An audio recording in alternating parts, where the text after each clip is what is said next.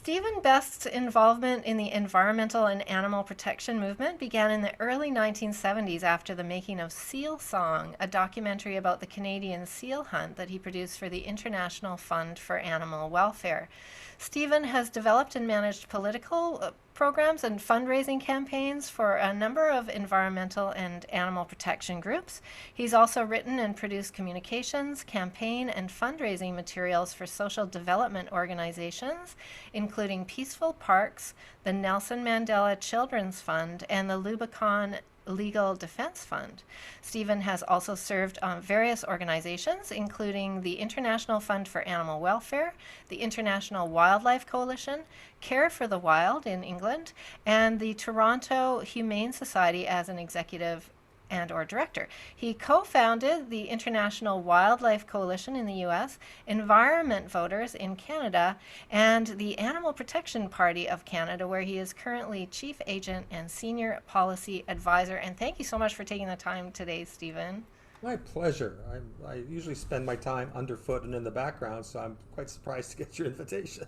Well, you know what? I heard about you from the Project Animal Freedom that's being Oh, yeah. launched. And Yes. they had you as a guest. I missed your presentation, but Kyle was very enthusiastic about it. Yeah, it was a discussion about power, about using power and the various types of power. Many uh, power is a dirty word, I think, to many people in the animal rights movement, and in fact in the environmental movement more generally. So we were speaking about power and types of power and how you acquire power, and how if you're going to negotiate public policy with public officials, you better have some, because they don't respond well to good ideas, facts, and information. Uh, it usually doesn't lead to the policy changes that most people would like. They do respond to an organization or individuals who can influence how elections turn out, things like economics with boycotts and so on. But power is important, and too many people think it's a dirty word, to the detriment in the area that we're in to animals and the environment, in my view. Well, I feel like the tide is turning in that regard. You know, there's just so many more people aware now, especially since COVID, I think, of the impact of animal exploitation on all of our lives and the animals' lives and the environment. And so, you know, and we know that politicians are in positions of power, and they also want to maintain that power, and we are the ones that have the power to keep them there or change that, right? Absolutely. I did an interview some time ago. Well, I think it was a long time ago now, with Tom McMillan, who used to be the Minister of the Environment in the Brian Mulroney government. And just a shout out to Brian Mulroney. He was the greenest Prime Minister Canada has ever had. What? But oh yeah, we have the Acid Rain Accord. We have the global initiatives on climate change, all thanks in large part to Brian Mulroney. And NAFTA. Let's not forget NAFTA. No, nobody comes up perfect. There's no angels anywhere. I'm just looking at both his environmental record and also his human rights record. He was a leader in the apartheid issue as well. Oh my gosh. Okay. How about So I that? have to, I understand he had some problems with suitcases full of cash. I get that. But, it's kind of strange when you look at, or it's kind of strange, I think, in many people's minds that some of the people who did the most for the environment were conservatives. Brian Mulroney, Richard Nixon. It was Richard Nixon who gave us the Marine Mammal Protection Act and the Clean Air Act.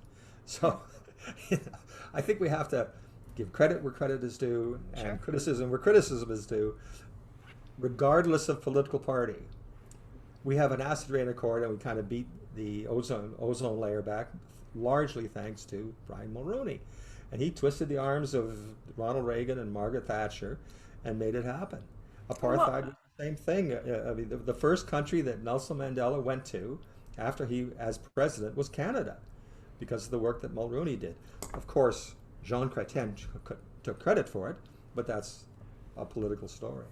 well, isn't that interesting? And why? What inspired Brian Mulroney to take such steps?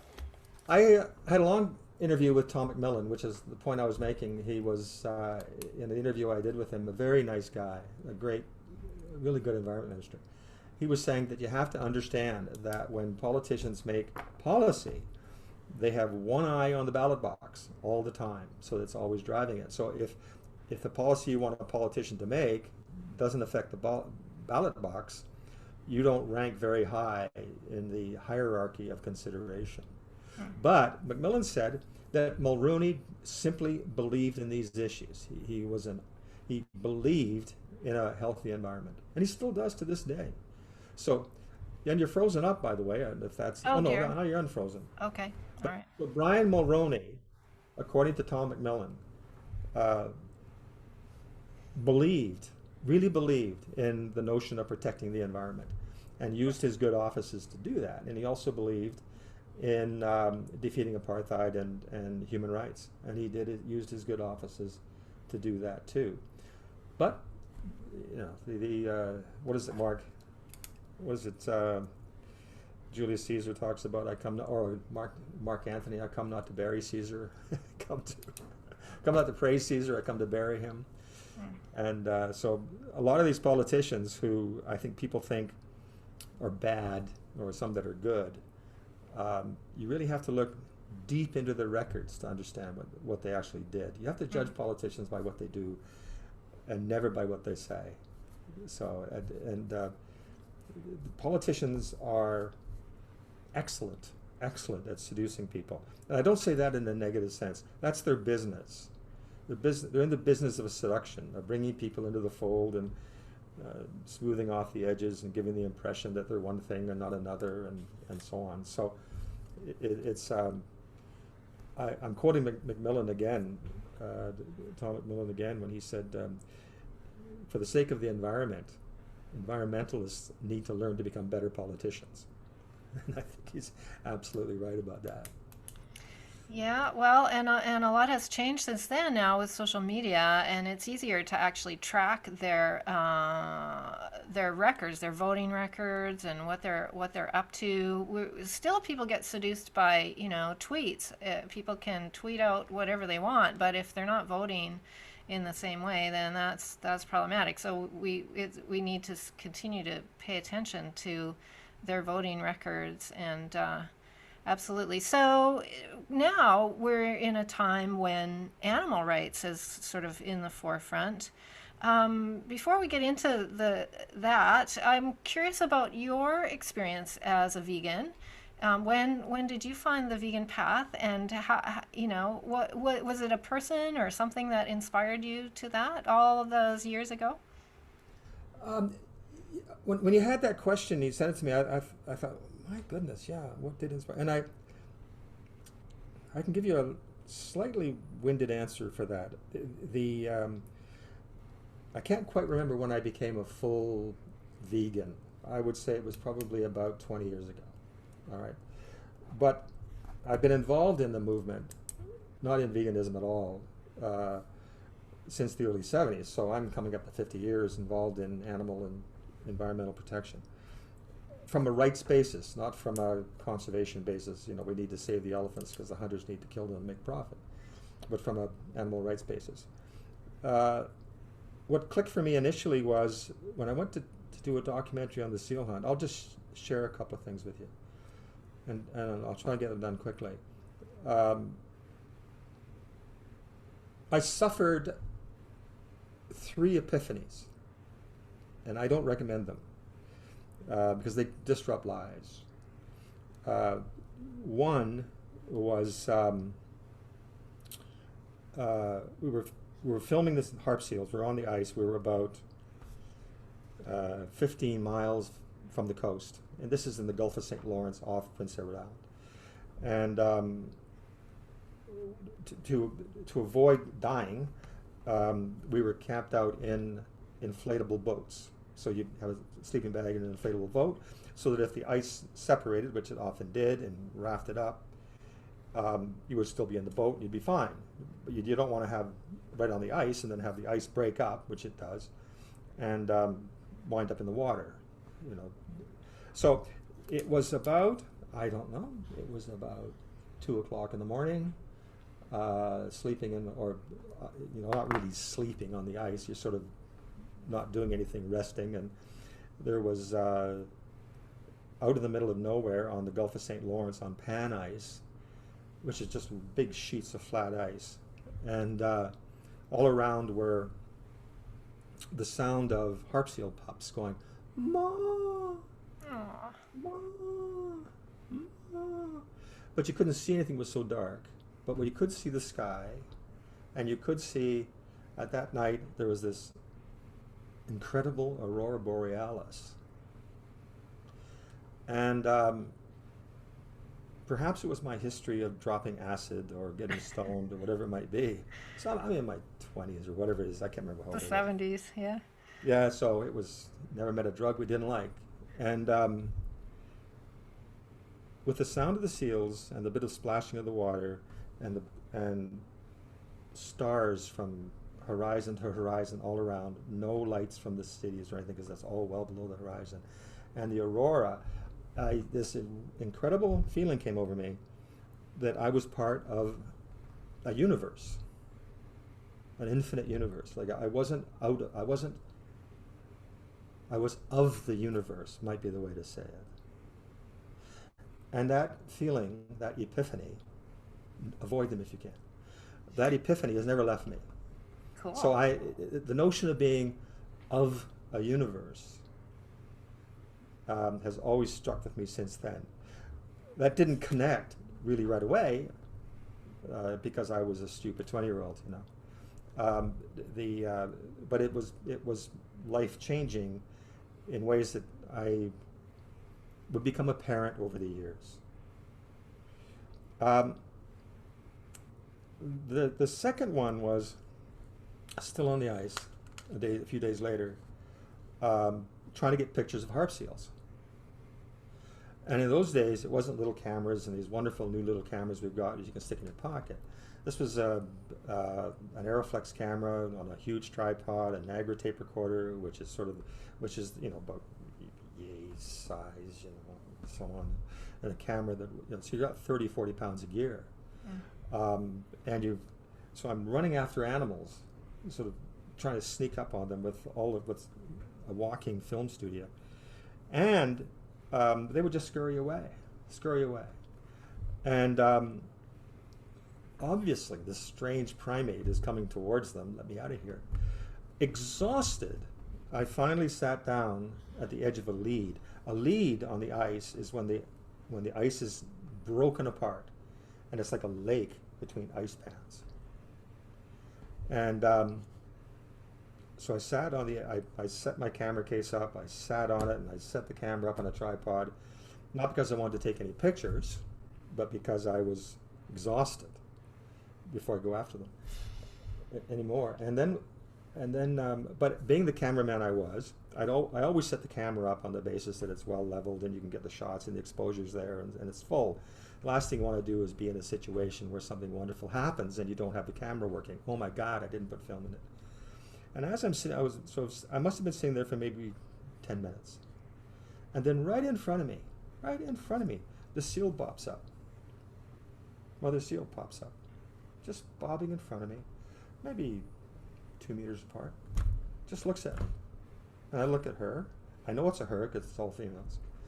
And so she pops up. Oh. And again, maybe it was the acid, I don't know. But there was clearly a bond. She figured out, maybe I'm putting something on her, that I wasn't the problem. Mm-hmm. So she dives down again, and then 3 more of them bob up. And before I know it, there are in front of me 12 seals, just right in front of me, just bobbing up. So I'm winding the camera, taking pictures of them and so on. And in the background, the sun is setting, so there's this golden water. And it's like they're coming up out of this gold. Mm. So again, it got through my tiny mind that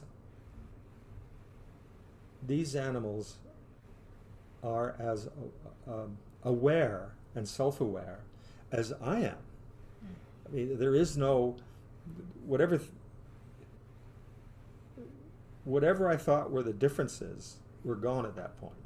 That, yeah, we're different beings, we're different species, but their will to live is no different than mine.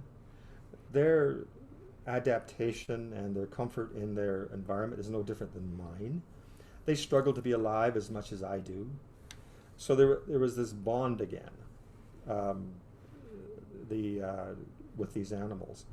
And it allowed me, it really helped me later on in doing work with other animals, be it polar bears of Viconia or kangaroos or whatever, with this understanding that you don't have to chase animals. You can really just let them come to you. And it served me very well in wildlife photography. I would recommend anybody, if they'd like to find out what animals are like, go into a woods somewhere, take a comfortable chair, do what you need to do, you know, one of those folding chairs that you take have beer in, and maybe get a mosquito netting on or whatever, and just sit there for an hour or 2 hours or 3 hours. Don't chase anything. And if it's a place where people don't normally go, animals will appear out of the woods. They'll come, the squirrels will come, the birds will come, insects will come. Where you thought there was nothing because you were making all this galumphing noise going through the woods, if you just sit there, you will be welcome into their community. Mm. It's really something. I've had experience with polar bears where I was taking a picture of a polar bear cub and it became closer and closer to the camera. I was getting great shots. And then way behind me I heard these loud people yelling and I couldn't figure out what it was. Because the mother bear was walking up with the polar bear and they were worried about me. You know, the mother bear wasn't going to do anything. As long as it knew that I wasn't going to do anything, we would be fine. So the relationship with people can have a very fine relationship with non-human life if they will just let it happen, if they'll just relax. Don't be afraid of these animals. Don't think of them as vermin or whatever, you know. We have groundhogs living under our house and they're fine, you know. They prune some of the plants beautifully. So it's just dandy. So the third epiphany, I'll get rid of this one really quickly. It's okay. We were flying from Labrador to St. Anthony and coming out over the Labrador coast. We're in a G-47 helicopter, just to make it clear. Me, another cameraman, and the pilot, obviously. And the G-47 helicopter you would recognize as the one in the movie and the TV series MASH. It's the big bubble. And coming out of this is in the middle of winter, of course, in March. And we're coming out of Labrador. We're at about 1,000 feet. So you're well within the, coming down the hills of Labrador towards the water. And we got nailed by these downdrafts. There's these downdrafts that are caused by, I can't remember if it's adiabatic or batic winds. It doesn't matter. Anyway, there's downdrafts that are caused by the temperature differentiation between the land and the water. And so we're going out over the water. We get hit by these winds, and they're driving us into the water. Now, this is salt water, so it's colder than 0 degrees centigrade, because it freezes at a lower temperature. If the helicopter goes into the water, either the tail rotor or the rotor itself will touch the water, and the torque when that happens is so great, it sort of takes people's necks and back and just twists them. So we're being driven down into the water. The pilot, I quote the pilot. Let me quote the pilot. He's fighting it. He's trying to keep the aircraft from hitting the water. And he's going, shit, shit, shit, shit. So we figured out there was something wrong. Kudos to me, because I turned my camera on, so I had some great footage of it all. But I knew at that point that I was going to die. this was not an issue of this guy. I knew I was going to die. There's no way we would survive the helicopter going into the water. No one would ever survive that. Even if somehow you were alive when the helicopter touched and the blades hit the water, because this is, by the way, I'm not talking about a flat calm. I'm talking about waves and meter waves and so on. If you landed in the water, you've got a minute, 2 minutes before the cold gets you. Okay. The helicopter pilot, who only had about 60 hours, he'd been flying around tourists around Niagara Falls. This was his first big gig, so he didn't know anything. Right. But he managed to crab the helicopter over as we were in ground effect, and get behind some trees, so that it obviously on the coast, on the shore, that kind of broke the wind, and he was able to crab in. Now, let me give you just one little thing here. The never exceed speed, the VNE of a helicopter, of a G-47, is 75 knots, which is about 80 miles an hour, 90 miles an hour. The wind speed indicator, we were not moving on the water, we were just going down to the water. Oh my gosh. The airspeed indicator on the helicopter is reading 112 knots. Yikes. So the plane, the thing should be breaking up at this point. Anyway, gets down to the water, and what stops him from touching the water is ground effect, which is the effect. I won't go into the technical aeronautical details, but ground effect kind of cushioned it slightly, so we were maybe a meter off the water, and he managed to crab it over, get behind these trees, and then could get us into the shore and landed on the shore.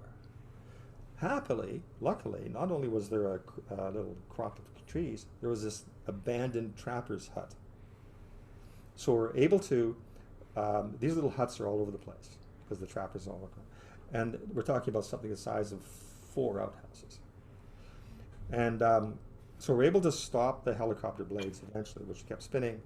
But the point about it was, the rest is just sort of obviously it kind of worked out okay. But the acceptance of dying, and I don't know that I can just if you haven't experienced it, where there is this, at least for me, there's this overwhelming peace that comes over me. There was no fear. I just knew it was over. I was sort of a semi-sad that I wouldn't see my wife anymore, or my daughter, those sorts of things. But I wasn't frightened. It was just over. And from that point, but what it did was erased all frivolous things from my concern. Mm-hmm. It didn't matter. It just didn't matter. Didn't matter what kind of car I drove. Didn't matter what people thought of me. None of it mattered in any of that kind of competitive sense. So now I'm primed for the rest of it. And I didn't immediately turn around and change my patterns. I just had a different mindset. And then over the intervening years, things like everything, questioning everything in the most positive way. How can you be an environmentalist or defend animals if you eat them? How can you do that? So all of these things began to drop away, and it wasn't a flash of being vegan. It was inconsistent with my new attitudes, and they all flittered away. So like when people try to quit smoking, they quit cold turkey. You don't quit smoking once, you quit smoking about a dozen times. You quit smoking with coffee, you quit smoking when you get up in the morning, you quit smoking when you have to quit all these sorts of things. And that's the same for me with finally being fully plant-based. Everything dropped away over and over until today. I mean, the idea of eating an animal, anything that came from an animal deliberately, is just simply untenable. I mean, it just would never happen. I'd just not eat, if you're invited out for dinner and they say, oh no, I'm not hungry, I'll have the carrot stick, without even worrying about it, Yeah. So it became slowly and to it over. for all the right reasons. I mean, I became inconsistent. Well, not only became inconsistent with the politics of it, I would argue that eating animals is inconsistent with life. We're one of the few creatures on the planet, probably the only one, that can deliberately choose how we impact other beings. We can decide how much we want to impact them. So why would you not do the least? Why would you do the most? You can't be perfect. You can't. Something is going to die because we live. It will be a plant. It will be the habitat where the plant was grown won't be there. Nobody lives without harming other living things. No creature, no living thing lives without harming other living things. That's just simply the way life works. But you can do less. And because some of us, not all people, but some of us have some capacity of choice, we can decide to enhance life. We can make a contribution to make it better.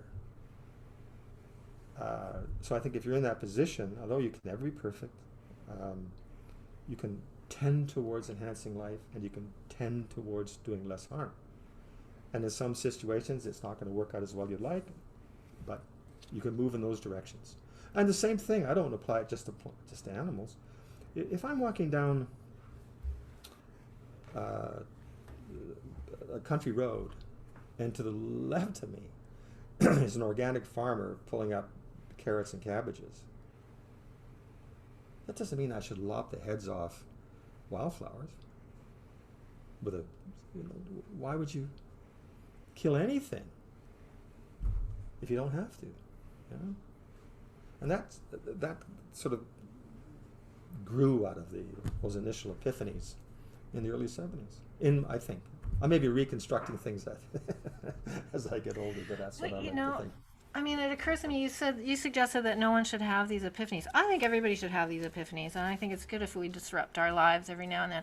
Maybe we don't all need to drop acid in order to get there, but and I'm thinking as you're talking about your near-death experience, I think for all of us, COVID is about the closest to a near-death experience. What is? COVID, just the COVID, yes. situation of COVID has certainly, in me, I've prepared a will, for example. I've got all my final documents in order because the reality is suddenly in front of us that any one of us at any moment could contract this and be gone. So, hopefully it's shifting people to become more aware of what's really important in life. And I find it ironic that it was kind of a trapper's hut that saved you. Not only did it save us, there was some biscuits in there. So we had a little dinner of biscuits. Wow, hey? Yeah. So it was, and we had to go out every day. What was happening, it was so cold, you couldn't let the helicopter get cold. So you had to go out every hour, fire the helicopter up, warm up the engine. And then, because the winds were so heavy, to stop the rotor, the three of us had to get on the pontoons of the helicopter and grab the blade as it went around. Oh my gosh! And then, how did you eventually get rescued? Was there a radio that still worked? We didn't. No, we weren't rescued. We didn't have to get rescued. What happened was these kinds of winds just disappear when the sun comes up. So the helicopters still worked? Absolutely. Oh my gosh! Okay. So we flew to St. Anthony and had breakfast. Oh my goodness. Okay. No, it was just the craziest thing. And it's these winds these powerful hurricane force winds that happen when there's the differential in temperature between the land and the water. Right. So just total fluke. It's a common phenomenon, especially in this area of Newfoundland. Right. Oh, is that where you are in Newfoundland? Well, we're on the Labrador side, so it's Labrador. Okay, right, Labrador, Newfoundland. My geography of the East Coast, I've never been there, so I need to get there. I find that's the best way to learn geography.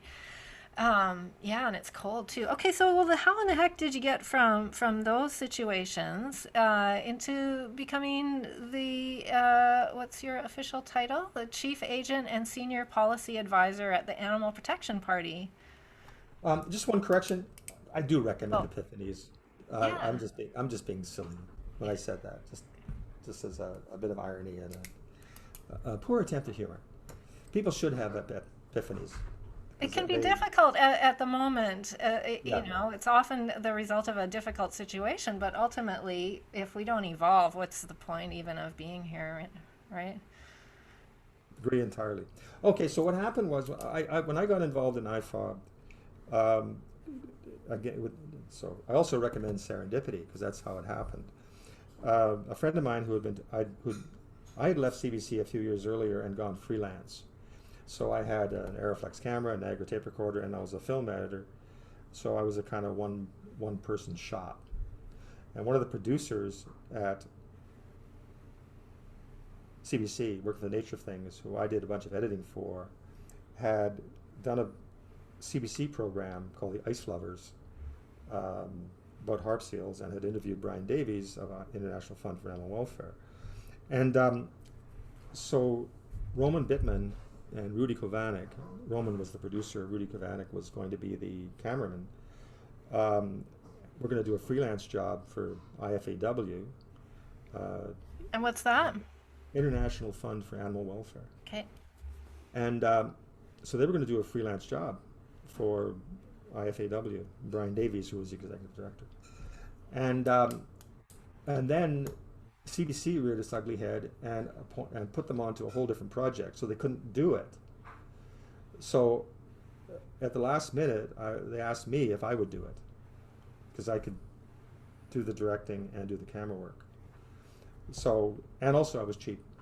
Didn't cost them as much as they were charging. So Brian agreed, everybody agreed. So I wound up there by accident, just because the stars broke their legs. Serendipity. Pure serendipity. Right. So that's how that worked out. And then I got along well with Brian Davies and the IFAW because we got a really good film out of it. It became part of a British television series on animal issues. And so Brian was very pleased. And so from time to time, projects would come up, filming projects would come up, and I became kind of their house filmmaker. Although I was still working freelance, doing all sorts of other stuff.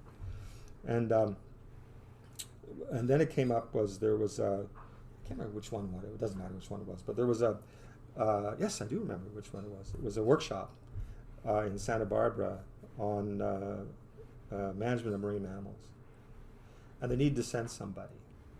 So they sent me, who didn't know much about marine mammals, but apparently I wasn't too bad at it. And so I wound up going to various conferences for the IFAW and running campaigns for them. And so I was pretty much a jack of all trades. And again, this all kind of just evolved. And then what happened was Brian became very Brian Davies, executive director of the IFAW, became very frustrated with how little progress was being made. There was enormous public opinion about the seal hunt in those days. People opposed to it, letters pouring into Prime Minister Trudeau and the Canadian government and so on. And yet it didn't impact one way at all actual sealing. And we were talking in those days of upwards to 200,000 pups being killed every year. And Brian got into his head,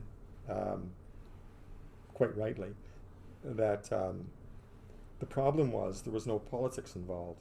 You could on the one hand say a politician could say I am against the seal hunt, and yet it didn't end because there was no political price. And the reason for that was there were about 7 seats in Newfoundland that could be won or lost based on the seal hunt. And although the seal hunt, people were concerned about the seal hunt in other parts of the country, it wasn't a voting issue. So he wanted to make it a voting issue. And that first campaign we did was a TV campaign. We did a television commercial called "Where Does Your Candidate Stand on the Killing of Baby Seals?" And it ran nationally. And I even won an award for it. And we had almost all of the MPs, all the people running, saying they were opposed to the seal hunt. And it still didn't end. It still didn't end. It still hasn't ended, right? It's just a shadow now of its former self for a Okay. lot of reasons, and a lot of it credit goes to animal rights people. All the credit goes to animal rights people. The So it was time to get into politics, and by politics it wasn't meant pressuring; it meant making politicians lose elections because of it. So Brian's turned to me, because I'm probably the closest one there, and he said, I want to do a political issue. I want to do this as politics. And I said, well, that's fine. I'd be happy to do it, but I don't know anything about politics. I just know there's a prime minister and there's a queen, but I don't know anything about politics in the real sense of acquiring and applying political power. So the issue became one of, I said I would do that, but I need 6 months free to learn it. So he said, go for it. So I read every book I could get, things like Jacques Ellul's book on propaganda, Walter Lippmann on public opinion, Rules for Radicals, Saul Alinsky, Joe Napolitan's The Politics Game and How to Win It, a whole range of things. I joined the International Association of Political Consultants. I went to groups like Common Cause. I talked to people at the Labour Party in the United Kingdom and the Democratic Party in the US. I talked to the guy who ran all the campaigning for the tobacco companies because they were so successful, to find out what was making on politics, why politics would work and would work and wouldn't work, how you make it work, how to deal with politicians, how to move votes, all the kind of stuff. How about how you acquire and apply power.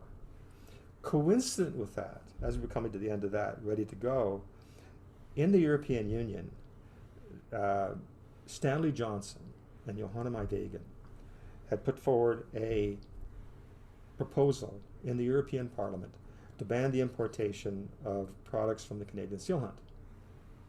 Stanley Johnson, by the way, is the father of Boris Johnson. Oh. So how's that for 7 degrees of separation? So I went to, along with another colleague. Brian was out of the picture at that point. I think he was in Australia. But IFEW at that point was very supportive of initiative. So Donna Hart and I, who was one of the other activists, we flew to Holland, met with Johanna Maidegen, flew to the United Kingdom, London, and met with Stanley Johnson, and then flew to Brussels to speak with the people who were putting forward the proposition to ban the. And we met with another fellow in Germany, Bonn, Germany, Harry Walter. Harry Walter was one of the founders of the International Association of Political Consultants. And we all concocted this plan about working in Germany, the European Parliament, in Brussels, and in the United Kingdom to get this vote, to win this vote. Meanwhile, some of the groups involved were saying it would never happen, that some of the other animal protection groups were saying it would never happen. They were saying that the European Parliament had no power, so it didn't matter what it did. But Donna and I and Harry all kind of said, well, sometimes you don't get to pick the battle you fight. So we believed that we could put together a huge public outcry about having the European Parliament pass this resolution. And it took about 2 years, but we got an overwhelming support to pass that resolution, and that had campaigns in the UK. We were running television ads in movie theaters. We had street demonstrations. We had dealing with helmet cold at the time in Germany. We had made common cause with the Green Party. We made common cause with the fur trade in Germany. There's a sign in the Common Cause organization's office in Washington that says "No permanent friends and no permanent enemies." So you make common cause where you can to get where you're going to go. Don't be so tight ass about it. The SEALs will appreciate it. Mm. And the result was, I think the final vote was something like 170 to 4, overwhelmingly. Wow. So now we had this overwhelming support of the European Parliament. Not only that, for the first time, the European Parliament, because of that seal hunt ban, that seal products ban, the public took it seriously. So it changed the entire dynamic of politics in the European in the European Union, to the point where the Commission, which kind of runs everything, had to put forward a ban on the importation of hard seal products. It wasn't the ban we wanted. It wasn't as tight as we would like, but it was a ban. It was the first ban in the Europe. This was in the early '80s. First ban on the importation of these products into the European Union. It was huge. The next year, the seal hunt went from about 250,000 seals being killed to 20,000. That's how many animals that ban saved. And that was the application. For the most part, I ran the campaign. Brian was really good about that. And we were able to move votes. We were able to target ridings and move votes from one riding to another, help people get elected, defeat others. Not with perfect, not always successful in every case, but moved it all, such that the politicians understood that, and particularly in England, because England was acting, the United Kingdom was acting as Canada's surrogate in the European Parliament, that there was a cost to be paid and a benefit to be had based on your position on the seal hunt, measurable in votes. And in the first past the post system, which is what the UK has, moving 500 votes or 1,000 votes can decide who wins and loses. So first past the post makes politicians extremely susceptible to political campaigns. So from then on in, we began to do politics, except that it was so successful in terms of the politics of it. IFAW and Brian Davies were really reticent to use the power again. They had built up such a status in the European Union. They thought that if they applied it to other issues like kangaroo imports and those sorts of things, that somehow there would be a backlash. But that's not how power works. You either use power or you lose it. You don't make friends with politicians. You have good relations, but you have to be able to sit down and say to a politician, Martha, I love you, but because you're on the wrong side of this, I'm going to try and defeat you. Don't take it personally. It's just the system we're in. And you have to be, you don't create enemies of these people. So it wasn't long after that because they weren't prepared to use that power anymore, I left. And we set up another organization called the International Wildlife Coalition. But it's been from many times, it's been what's disappointing to me about it, we've proved over and over again in how successful politics can be. It's not the perfect tool, but it is a tool people should have, and the use of political power. And it's really a hard slog, even today, to get activists to understand how effective it might be. Politics scares people. Acquiring power is, people protest easily. It's easy to get people to a protest, but it's not enough. You have to have power. It has to be the kind of power that you can negotiate with. So it can be economic power, legal power. In some cases, you call it military power. When Native people blockade a railway, they will get quicker negotiations than if they go to the government and say, we'd like to discuss this issue. So that kind of power where it has effect is really important to use. And it's, again, there's many animal rights people who are willing to protest, willing to tie themselves to slaughterhouse trucks. But when it comes to that politics that moves votes, there's a lot of discomfort in that world. Politics is a dirty thing, and it may be a dirty thing. Well, it is. I always look at it. We always look at it in terms of Animal Protection Party and Animal Alliance and so on, the various groups I'm with.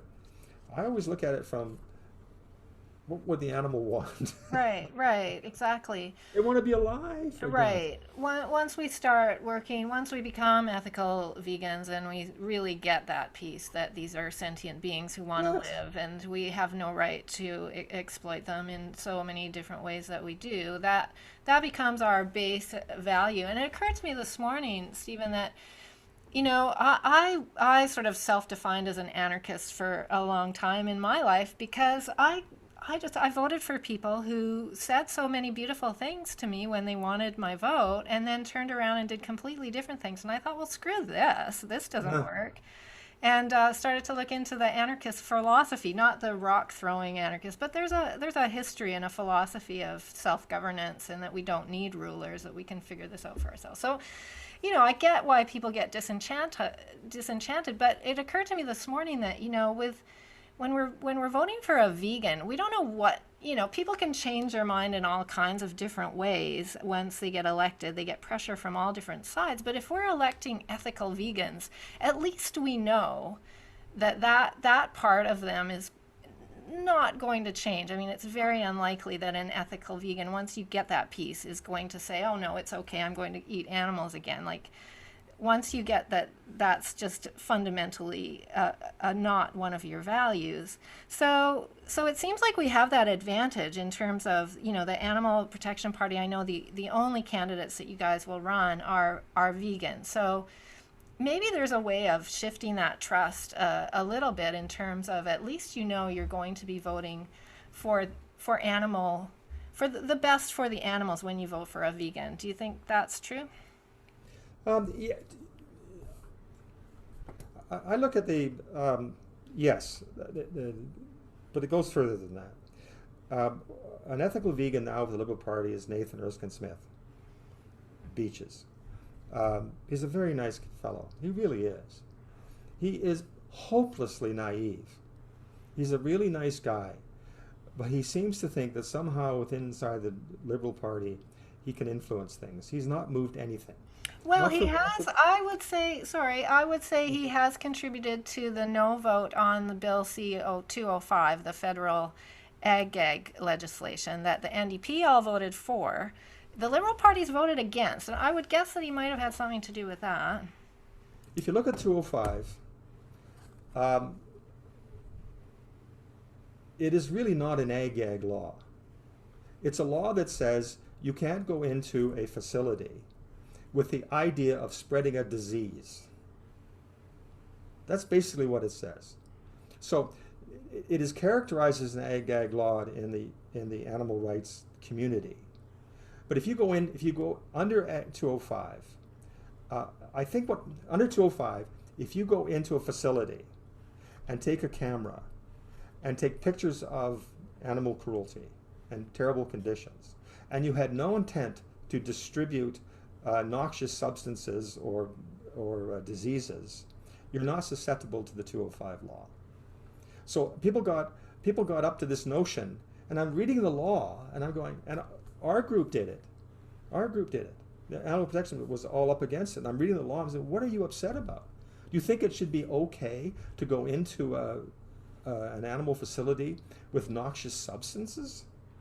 Because that's all it talks about. I suspect what happened was it was originally written as an ag-gag law, and then the drafters and the Department of Justice got through with it and said, well, you can't do that, you can't do that, you can't do that, because it's denying gathering information for freedom of information, for access to information, Right. and for freedom of expression. We already fought that one at IFAW on the seal protection regulations. I was in court on the seal protection regulations when they said you couldn't fly within, or you couldn't go within a nautical mile of a seal to do the seal hunt. And the court said, well, the trial court said, well, that's okay. Yes, it infringes your rights, but you can't, so it's okay. The repeal court said, what are you talking about? You can't tell people that they can't go out onto the pack ice and get pictures of animals because you want to restrict their access because of some commercial operation. They said you could if it was for safety or something. So from then on in, you had to get you could go, but you had to get a permit. But this notion that you couldn't go near it. So at the federal level, banning these ag-gag laws don't have much legs. At the provincial level, they're still doing it, and right now we're fighting Bill 156 in court, which is an absolute ag-gag law, or as I like to call them, gag laws. If they'll do it for agriculture, they'll do it for everything. They will do it for long-term care facilities. They'll do it for environmental issues. They'll do it for an Amazon plant if they can keep people away with their phones and cameras reporting. But 205 was about noxious substances. Anyone who goes into a facility with the notion of administering a poison or a noxious substance, that's the issue in the act. So Well, it wasn't what people okay. said it was. All right. The Unless I'm noxious, reading it wrong. sorry, the noxious substances are already in those facilities. And I who's going, know. right? I know. And I who's, know. It's like the worst biohazards in those facilities are caused by the farm workers. right, right. And who's There's going in there? Like that's the I think that's what's really frustrating for us is who's going into these places. Nobody. There's no federal legislation, right? no, you're There's no absolutely right. oversight. But 205 does not stop anybody, apart from the usual laws about trespass, which we're all familiar with. And we already have those laws, We right? already So have those why laws. do we need another law? Okay, so let's get back to the I idea agree with all that. of voting for a vegan versus voting for a vegan inside a vegan party then. I think that's where we were Okay, going well, with that. the issue is this. Okay, here's one. Okay, let's take. I don't want to diss Erskine Smith because I think his heart's in the right place. What matters is what you accomplish and do. What matters is what you do and what you accomplish. The Liberal Party has a notable record of either objecting to and blocking every animal cruelty legislation that ever came towards it, or essentially gutting it. Even the Marine Mammal Act that just came out recently about keeping marine mammals, if you want to sell your marine mammal so it can be from marine land to another aquarium, say in Mexico, where they will breed it, that is perfectly okay with the feds. So they gutted it to get it passed. So now we have a Marine Mammal Act that prevents the selling of keeping and the selling of marine mammals in Canada, but you can sell it to Japan. I see.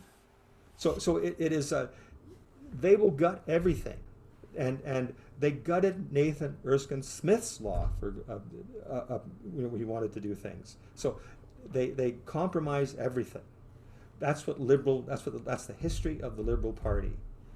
When John Chrétien came in, the Liberal Party hived off the Department of the Environment to the innocuous Ministry of Heritage and pretty much canceled everything Mulroney had done on the environment. The Liberal Party has an awful environmental track record, even today, and yet they have some of the greatest environmental propaganda. People believe that this is an environmental green party. It is so far from that. Uh, That's but interesting. we So, have some, we have right now, we're battling with the government right now, the federal government right now, on what came out of the Senate, S214, on testing cosmetics on animals. And they are dithering, and they are delaying, and they are deflecting. They never seem to get to the point where it gets done. And we're now doing a campaign which in fact, I just finished up the appeal now, to go after Patty Hajdu and say, you guys have to pass this, and also while you're considering it, we're going to introduce a drumbeat of advertising on social media to get you guys to do it, because they don't do it unless they're forced to do it. So and then we have people who say, oh no, you can't force them, get a backlash. I've never seen a political backlash. right, right. Yeah, yeah. It's like the discussion in the US about, oh, we can't vote on healthcare for all because then we'll never get healthcare for all. Well, if you don't vote on it, you're never going to get. I know it's a whole other Crazy monster. For Yeah, example, yeah. I'm a supporter, a casual supporter of the Green Party. I give them money, I vote for them. Depending on the candidate, I bang on doors for them here in my area and so on. Do you think I could get them to pass a resolution that their social functions would be vegan? Really, yeah. It's How frustrating, can you isn't be it? a Green Party and serve fish and steaks and stuff and cold cuts and cheese at a function? Have you not even read the science? Is it and people go on, well, the members won't like it. That is the most, if the Green Party won't adopt a vegan policy for their social functions, just for their social functions, is too hard. Yeah.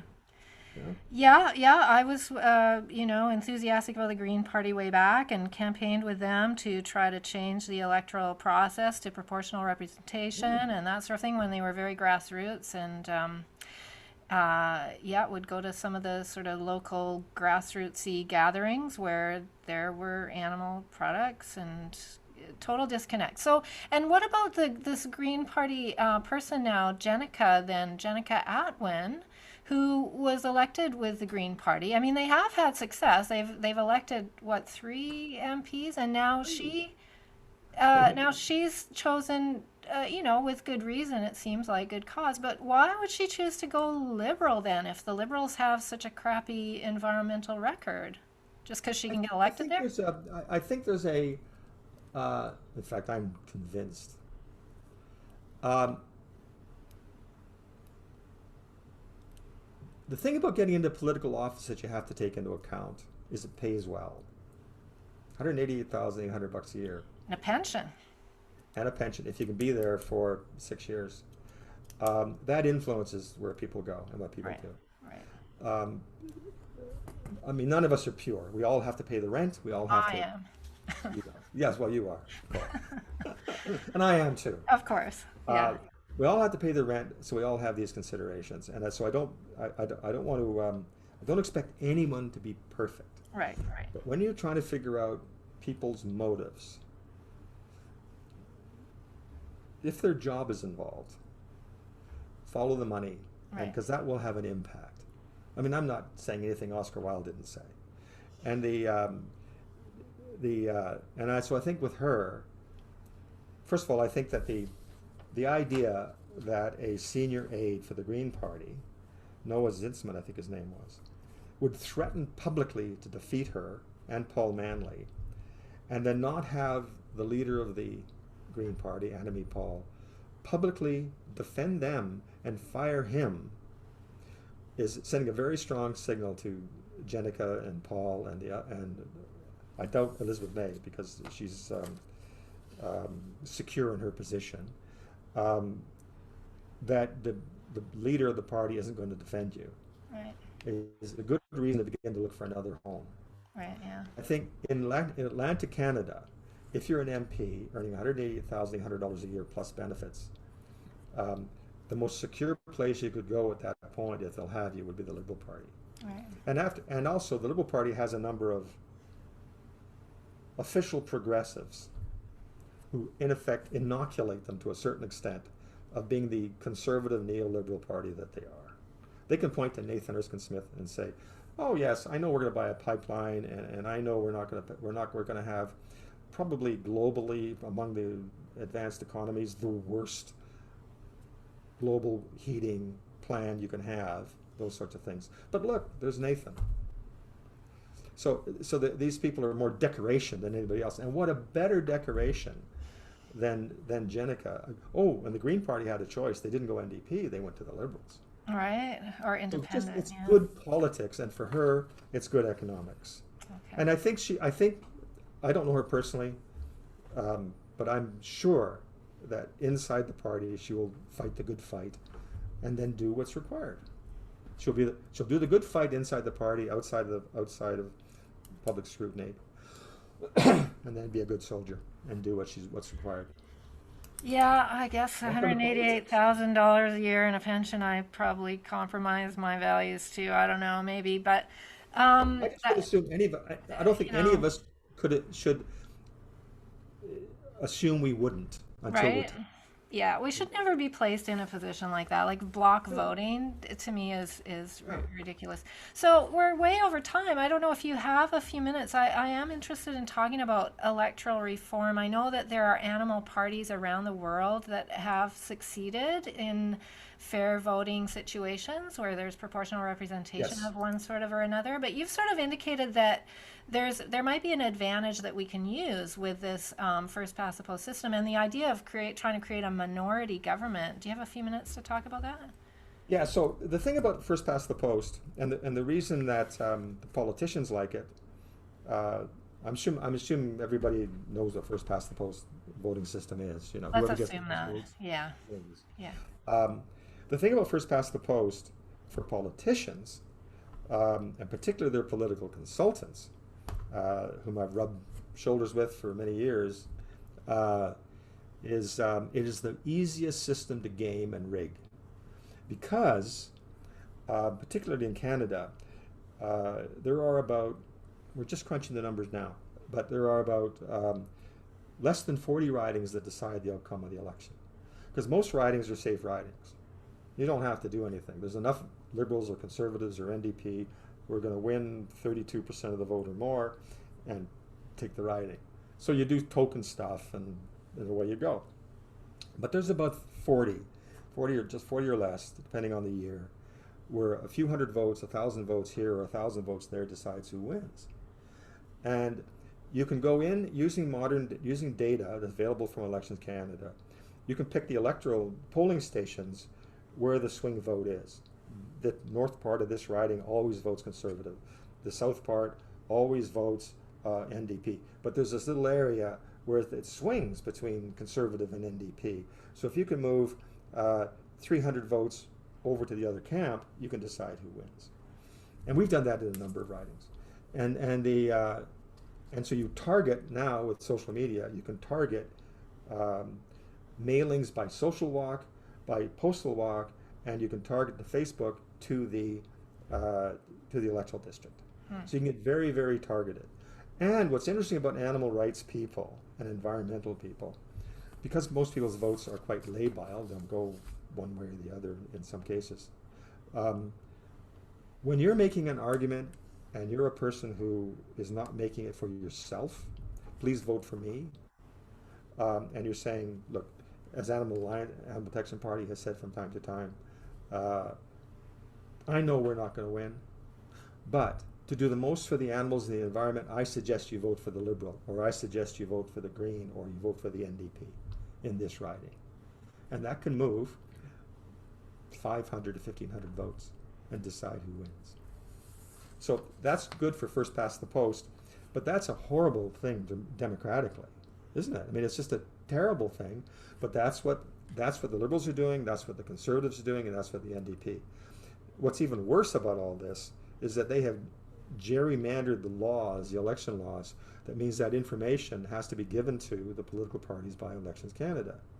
So when you go and vote, for example, perhaps unbeknownst to you, and perhaps a number of people listening to this, within half an hour of your voting, because it's every half an hour, Elections Canada makes all that information available to the political parties. Not who you voted for, but whether you voted or not. Whether you voted. That means they no longer have to phone you. They no longer have to campaign you on their Get Out the Vote campaign on election day. Wow. They can just take you off the list, forget about it, and then put the resources over here. So I don't think, personally, I don't think whether you vote or not should be of any business to a political party. I would think it would be privacy. Mm-hmm. There's all of these ways that the political parties, the big parties, have manipulated the Election Act so that it advantages them, to the point where the government winds up covering 60% of their campaign expenses. It is entrenched corruption. However, being pragmatic at Animal Protection Party, we didn't write the rule book, but we damn well read it. So you don't get to pick often the battlefield. And what's at stake here is shifting it back and forth to who wins and who loses. And we have a budget that's big enough to operate in 10 to 12 seats, so it can help shift.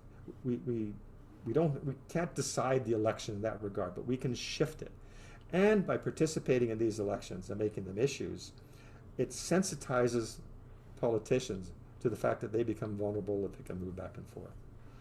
And what pains me is that when the writs are dropped, when finally the election is called, most animal rights and most environmental groups leave.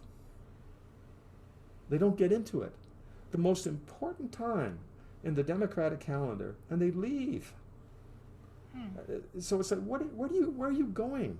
Why don't, the third parties are constrained, but you're going to be active during a campaign and shifting votes from one place to another and campaigning and banging on doors, all sorts of things. The most important time, and they don't show up. And there's a big environmental and animal protection movement in Canada. There are hundreds of thousands of people. You know, but they leave. They're so afraid of offending politicians that they're going to be a backlash. And some of them are dependent on politicians for grants and things. No, I get that. But if they were, you know, if they were, as Tom McMillan said, if they were better, if environmentalists were better politicians, it would be better for the environment. Do you think the environmentalists have just gone, oh, well, I'll just vote green. It's all taken care of. There is this notion of kind of elect and forget. You know, there are environmental groups and advocacy groups who will say we're going to endorse somebody. Like, it doesn't really matter. What matters is what you do during all the time. Bearing in mind that voting is the lowest level of political participation. It doesn't get low. Only thing lower than that is not voting. But voting is the lowest level you can do. A 12-year-old kid who can't vote but will knock on doors has more influence over the election than a 30-year-old who votes and doesn't do anything else. Somebody volunteering, somebody contributing has more influence over the election than somebody who just votes. And yet the vote is this grandiose thing. And also it's incredibly easy to manipulate. The political parties hire very, very talented people to very creatively lie and mislead people about issues and about themselves and about other politicians. So most people's who aren't born and bred and childhood indoctrinated into a political party, which is what many people are, who are thinking back and forth, are operating on the worst kind of information, which is all propaganda all the time. And there's no checks and balances on that. So there's defamation, there's misleading information, there's disinformation, there's withholding information, it's targeting information, and then they make what they think is an informed vote. And often, I would say 30% of the Liberal vote is people who are afraid of Conservatives. It's not because they're going to make the best person. The Liberals and the NDP have stoked fears of Conservatives. So, and the Conservative vote, a big chunk of it is enmity for Justin Trudeau these days. It's not as a good policy. Right, yeah. So this is how we're electing our leaders? Yeah, yeah. And these are the people who make the laws that can protect the animals and Absolutely. affect their lives, right? And that's really what I think as an animal activist we have to keep in mind, that they do have that power, and that's where the power is, and we can't change that. And No, that's just what it is. You can't go, oh, it should be different. It's not different. It won't be different the next election. You do have, though, in your neck of the woods, Fair Vote PC, which is a great organization. it is. And we voted. We voted for electoral reform, and again, people voted against it. I don't get it. I don't understand it. Well, if you want to kill electoral reform, have a referendum, and then equally fund the sides, and ensure that they fund the side that you're funding that's against the referendum and will traffic in what do they call it? FUD, which is an acronym for falsehoods, uncertainty, and doubt. Fear, uncertainty, and doubt. Okay, yeah. FUD. All right? Yeah. And that's what they did. That Yeah. entire no campaign was essentially the extremists are going to come and take away your children. Right. That was what it was about. Right. Yeah. So it became a set of lies, and then they put in 3 or 4 different systems, all of which had strange names nobody had ever heard of, and essentially killed it. The NDP is just like the Liberal Party. They campaign from the left and they govern from the right. If you want to knock your old growth forest down, put the NDP in there. The same thing happened in Ontario. You want to knock down Temagami, the old forest, elect NDP. Bob Rae, when he was Prime Minister, or was the Premier of Ontario, chained himself to old growth forests in Temagami. And the moment he became Prime Minister or Premier, he sent in the chainsaws.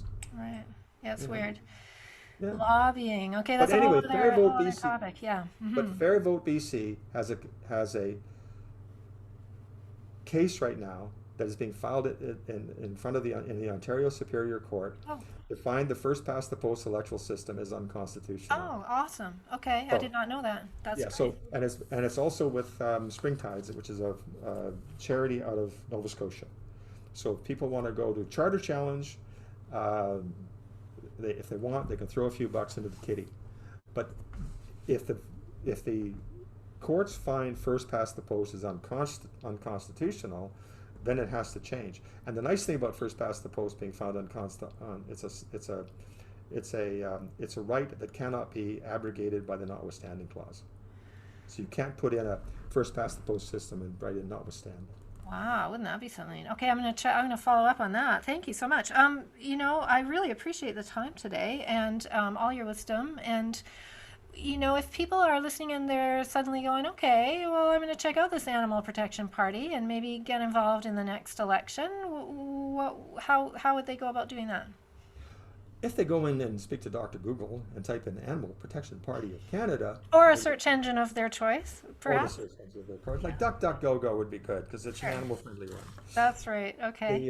But absolutely, whatever you want to go, but it's Animal Protection Party. It's hard to forget, and it'll pop up in whatever search engine you're on.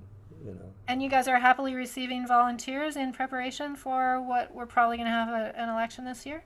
We like money, and we like volunteers, and we like people who want to be candidates. We're very accommodating. We found that we developed the Animal Protection Party for the most part due to a court case, thanks to the Communist Party, and we're able to form a political party. We wanted a political party so we could operate effectively without any restrictions in elections, and we didn't think more about it than that, in the sense that we want to be able to go into elections and target people and so on. The only way to do that was a political party. And what was great about the political party, we could give tax receipts, tax benefits, tax credits. Big time tax benefits, right? Like Way quite better than a charity. significant, right? Way better than, oh yeah, the politicians are really good at taking care of themselves. Yeah. So you can give a really good tax benefit. So that was really great. And then do all the things that a party could do, but none of the restrictions that apply to NGOs and charities. But then what happened was people started to say, we want to run for it, we want to run for it, we want to run for it. So it just got bigger and bigger. And some very, very wonderful people, just, I love them all, said, I want to run, I want to go into it, I want to go in and I want to talk about these issues in an election. So yeah, candidates, funding, volunteering, and so on. Volunteering would depend on your constituency, on your electoral district, because we don't run in every one of them. But it's, And last time there were, what, 17 candidates federally? I think it was 17, yeah, and I think we got 12 signed up now. So, yeah. And even like you say, even if you don't win the riding, I mean, what's the chance of that? I could be sure you're going to lose.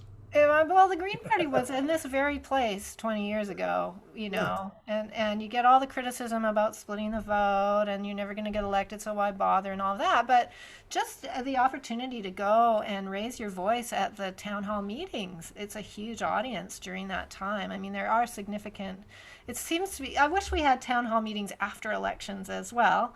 Doesn't make sense, but it is an opportunity to talk to people who care about politics, if nothing else, and practice your skills and all of that sort of thing. But wherever there is proportional representation, animal protection parties get elected. 2, 3, 4, European Parliament, Australia, Spain, Portugal, Holland. There are enough people who care about animals to elect representatives to do it. It doesn't work in first past the post systems, but it sure does if there's a proportional. If there was a proportional representation system in Canada, I'm pretty confident we would have 3 or 4 members of Parliament. They can make a lot of noise in the House of Commons. Yeah, and isn't that what a democracy should be, is more voices from all sectors? You think. Yeah, okay. Thank you so much, Stephen. It's been lovely chatting with you today. Hope it all works out for you. And you too. All right, well, keep up the good fight here. Why not? It's been going on for a while now. We'll see what happens. What else is there to do, right? Exactly. All right, thank you. Drive carefully.